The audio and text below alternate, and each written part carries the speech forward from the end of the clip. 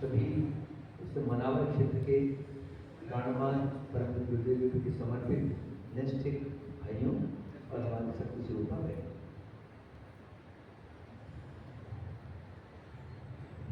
ये जो शिक्षण का क्रम प्रारंभ हुआ है मध्य प्रदेश में, ये परम सौभाग्य हमारा है और गुरुदेव की हम पर विशेष कृपा है, इसलिए हमें काम मिला।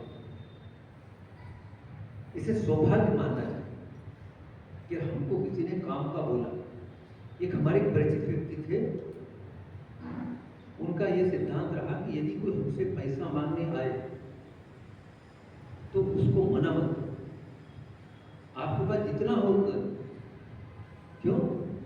क्योंकि भिखारी के पास थोड़ी पैसा मांगने जाता है, उसके पास मांगेगा जिसके पास है। तो आपको है, वो मांगने आया है, वो भगवान ने भेजा, तो आपसे जितनी बन पड़े उतनी मदद सहायता करो। मत तो उतना जितना है, लेकिन उतना करो। ऐसे ही यदि संगठन की तरफ से, प्रांतीय कार्यालय या शांति कुंज की तरफ से कोई योजना आती है, कोई आह्वान हुआ है, तो ऐसा मानना चाहिए ये भगवान की हम पर कृपा है कि जो हमें बुलाया गया, हमको इस योग्य समझा। और एक मजेदार बात होती है, आप लोग तो ब्याह में जाते हैं किसी के यहाँ, और ब्याह में जाते हैं तो बड़े आदमी का ब्याह होता, हम गए तो हम क्या करें? छोटे के यहाँ गए तो नहीं, लेकिन बड़े आदमी का ब्याह होता क्या होते? वैसा हमारे लिए कोई काम को बताइए, उन्हें मालूम है कि कोई जरूरत नहीं, अपन उसको इसलिए कहना चाहते हैं ताकि वो ध्यान रखे कि भैया ये हमारे यहाँ आया था, उसने काम का बोला था। छोटे आदमी में जाएंगे कभी नहीं कहेंगे हमारे लाइफ में काम करो। वो बहुत बड़े लोग होते हैं जो छोटे आदमी के यहाँ काम करें। तो परम पूज्य गुरुदेव बहुत बड़े हैं, हमें सबको गर्व होना चाहिए कि हम ऐसे गुरु के शिष्य हैं जिन्होंने जो संकल्प लिया ऐसा दुनिया में किसी ने नहीं किया, आज तक नहीं किया कि हम दुनिया को बदल देंगे। और उनका आह्वान है अपने लिए, बोले बेटा काम करूंगा, तुम आ जाओ। बोलने वाला कोई बोले, उससे कोई फर्क नहीं, ठीक है। लेकिन अब काम करेंगे तो काम करेंगे क्या? अभी इतनी सारी बातें आप 3 घंटे से सुन रहे हैं, तो अब प्रश्न ये हुआ कि इसमें करना क्या, हमको काम क्या करेंगे? तो इसमें हमें समझना है कि काम हमें ये करना है, क्या करना है। अपन लोग जय घोष करते हैं, नारे लगाते हैं, और हमारी वो शुरुआत होती है, चलो नारे लगाते हैं अपन लोग, हम भी बोलते हैं, आप भी बोलना, फिर उसमें बात को आगे बढ़ाएंगे।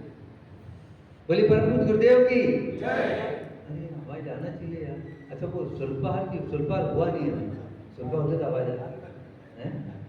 चलिए बोले परम पूज्य गुरुदेव की जय, वंदनीय माता जी की जय। एक बनेंगे हम बदलेंगे, हम सुधरेंगे, ज्ञान यज्ञ की ज्योत जलाने हम घर में जाएंगे। अपन कब जाएंगे ज्ञान यज्ञ की ज्योत जलाने? कब जाएंगे? ना लगा था ज्ञान यज्ञ की ज्योत जलाने हम घर घर में जाएंगे, तो अपन जाने लगे। तो फिर आप नारे लगा रहे तो पूछेगा ना हमसे क्या जाओगे कब, ये तो बताओ। और कोई ने पूछ लिया कि ज्ञान यज्ञ क्या है, तो अपन क्या बताएंगे सब? क्यों भैया राठौड़ भैया बताओ। कोई ने पूछ लिया कि आप लोग बोलते हो कि ज्ञान यज्ञ की ज्योत जलाने हम घर घर में जाएंगे, बोलिए ज्ञान यज्ञ क्या है यार, तो बताओ। तो क्या बोलेंगे अपन? कि यज्ञ तो सुना हमने कि यज्ञ होता है स्वाहा स्वाहा, तो ज्ञान यज्ञ बोलते हो आप, ज्ञान यज्ञ की ज्योत जलाने हम घर घर में जाएंगे, तो कौन सा ज्ञान यज्ञ भैया? नहीं, हाँ तो उसके लिए घर घर में कैसे जाएंगे? वो ज्ञान यज्ञ कौन सा करेंगे जाके? उसके परिस्थिति को भावनात्मक को देख करके उसके अनुरूप गुरुदेव के विचारों से, तो अपन कैसे देंगे विचार उसको? उसकी मनस्थिति परिस्थिति, नहीं, हमारे पास विचार कहाँ से आ रहे हैं? गुरुदेव के साहित्य से। गुरुदेव, तो गुरुदेव साहित्य अपन पढ़ रहे हैं रोज। क्यों भैया सब लोग बोलो हाँ ला ये कहीं मुंडी। अच्छा गुरुदेव ने कितनी किताब लिखी था? 3200। अच्छा अपन ने कितनी पढ़ी?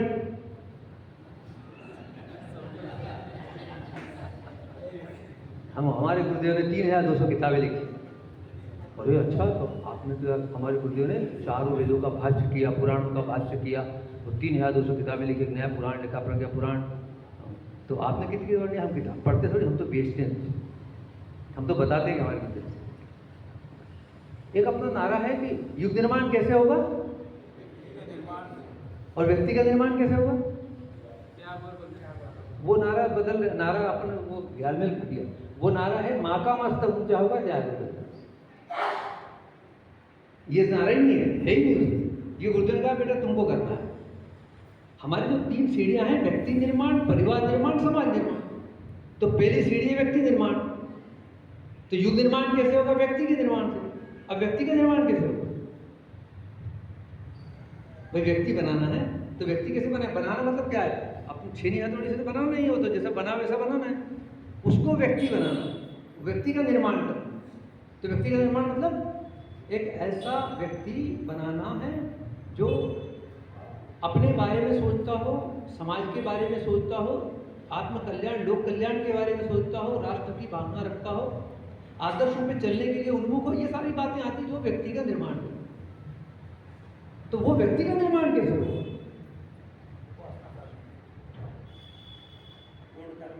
उपासना साधना करने वाले बहुत सारे लोग।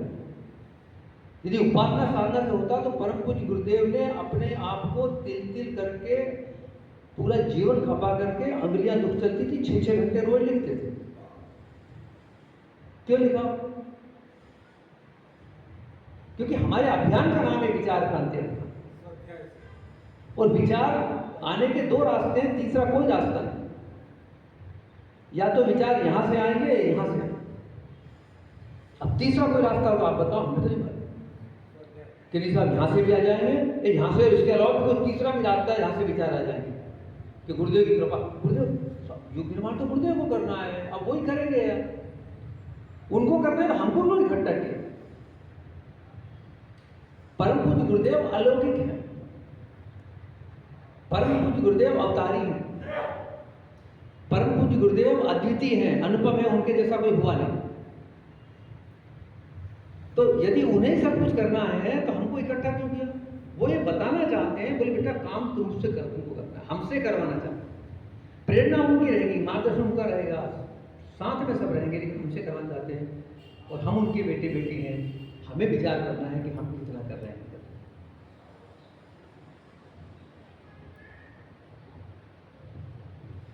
समाज में जो परिवर्तन आता है, ये जो यज्ञ है ना हमारा, यज्ञ और दीपक, यज्ञ और दीपक करके हम लोग प्रसन्न हो जाते हैं। हम सोचते हैं हमने बहुत बड़ा काम कर लिया, इतने लोग इकट्ठे हो गए। लोग यज्ञ और दीपक वैसा ही है जैसा एक मदारी आता है, डमरू बजाता है और लोग इकट्ठे हो जाते हैं, ताली बजाते हैं। वो एक बड़ा सा गोला लेता है, मुंह में रखता है, फिर निकाल लेता है। कुछ लोग और इकट्ठे हो जाते हैं, फिर झोले में से निकालता है, कबूतर निकाल देता है, देखते हैं लोग, फिर ताली बजाते हैं, इकट्ठे हो जाते हैं, भीड़ हो जाती है। अब फिर वो निकालता है, अपना चाकू निकालता है, उसका छोरा जमूरा रहता है साथ में, और जमूरे पे चाकू रखता है और खून जैसा निकाल देता है। उन्होंने कहा यदि ये छोरा मर जाएगा तो जेब में जो है वो निकालो, वो निकाल आग लग जाएगी, वो जल जाएगा, कोई हिल मत जाना यहाँ से, वो हिल गया तो छोरा मर जाएगा। ऐसा वो एकदम करते हैं। उन्होंने कहा यार देव भी तो कहीं ना कहीं ये हो जाएगा। हमारा उस यज्ञ और दीपक के माध्यम से उद्देश्य था कि हम हमारे परम पूज्य गुरुदेव का वो क्रांतिकारी स्वरूप बता सकें।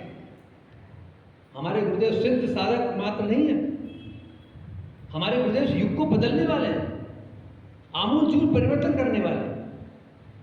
परम पूज्य गुरुदेव की पुस्तक है हमारी वसीयत और विरासत, उसमें गुरुदेव प्रकरण है ध्वंस और सृजन की भविष्यवाणी। उसमें लिखते हैं कि संसार के समस्त मूर्धन में समस्त लिखा होता है, शक्तिमान और विचारवान लोगों की का यह कहना है कि ये दुनिया नष्ट हो जाए। आगे गुरुदेव लिखते हैं कोई नोट करना चाहे तो नोट कर ले, ये दुनिया नष्ट नहीं होगी, ये दुनिया बदल दी जाएगी और ये काम ऋषि तंत्र करेगा। गुरुदेव ने उसमें लिखा, चाहे वो 1978-79 में हुआ ईरान इराक का युद्ध, तब भी लोगों ने कहा तीसरा विश्व युद्ध होगा, गुरुदेव ने कहा नहीं होगा। हमने व्यवस्था बनाई 1982 में गिरने वाला स्काई लैब, लोगों ने कहा ये वहां गिरेगा, हानि होगी, उन्होंने कहा नहीं होगी। गुरुदेव ने आश्वस्त किया, लेकिन उसकी योजना बनाई और उस योजना के हम सब लोग सदस्य हैं और हमें काम करना। और जो हमारे पास अस्त्र शस्त्र है वो बिना हम ऐसे सैनिक हैं, सृजन सैनिक, कि बिना हथियार के पहुंच के मैदान में आ जाए तो क्या करें? हमारी सेना के जो जवान हैं और वो पाकिस्तान का हमला हो और बेरंग में निकल के दौड़ो और भागो तो क्या होगा? मर जाएंगे क्योंकि वहां से तो गोलियां चलेंगी। तो इनको क्या करना पड़ेगा? इनको सब तैयार होकर जाना पड़ेगा ना, ऊपर टोप भी लगाना पड़ेगा, यहाँ भी बांधना पड़ेगा, राइफल वगैरह बंदूक जो होगी वो हाथ में जाना, और नंगे वैसे चले गए तो मारे जाए। जिसके माध्यम से विचार क्रांति हमें करना है, वो जो शस्त्र है हमारे पास, वो शस्त्र हमने रखा ही नहीं। वो स्वरूप गुरुदेव हम बता ही नहीं रहे।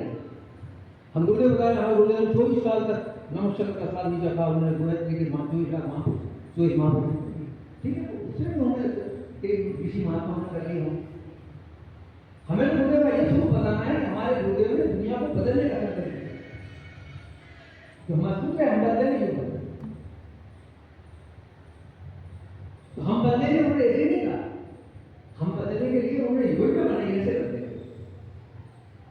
और बड़ी छोटी सी बात है, हम लोग बहुत ज्यादा प्रमाद में हैं और हम पे उन्होंने बड़ा भरोसा किया, लेकिन हम शायद उनके भरोसे के साथ थोड़ा विश्वास करते। उन्हें क्या पड़ी थी? इतने बड़े सिद्ध साधक तपस्वी का जीवन जिया, रूखा सूखा खाया, गलती से क्या किसी ने मौसम की तरह से यूज कर दिया था, एक फूट चला गया तो भी क्या नहीं करी, तो क्या जरूरत पड़ी सब करने? केवल इसलिए कि ये संकल्प किया है। हम लोगों में जितने अपन बैठे हैं, कोई व्यक्ति ऐसा नहीं होगा जो ये कहे कि मुझे गुरुदेव के अनुदान प्रदान नहीं मिलेगा। कोई व्यक्ति नहीं है, किसी को कभी ना कभी गुरुदेव की अनुभूति हुई, ये तो गुरुदेव ने किया, ये तो गुरुदेव ने किया, ये तो गुरुदेव ने किया। तो हम उससे चमत्कार की अपेक्षा करते हैं कि हम कुछ नहीं करें। बेटा जब बूढ़ा होता है, बेटे बाप जब बूढ़ा होता है तो बेटे से अपेक्षा है कि बेटा बड़ा हो गया कुछ करेगा, और बाप बूढ़ा हो जाता, बेटा भी जवान हो गया, वो बेटा जवान होने के बाद भी कुछ नहीं करेगा, तो बाप को चिंता नहीं होगी कि बेटा जब तक तू छोटा था अंगली पकड़ के चलाता था वो तो बात समझ में आती, अब तू बड़ा हो गया, समझदार हो गया, अब मेरा सहारा बनना, अब तो मेरे लिए काम कर, और ना करे तो बाप को बुरा लगेगा नहीं लगेगा? तो उनको नहीं लगेगा बुरा? कल्पना करो, विचार करो, तुमको नहीं लगेगा? क्या तुम कर क्या रहे? छोटे छोटे काम में हम नहीं कर रहे, बहुत बड़े काम नहीं कर रहे, छोटे छोटे काम। उन्होंने हमसे आत्मबोध और तत्वबोध की साधना रखा,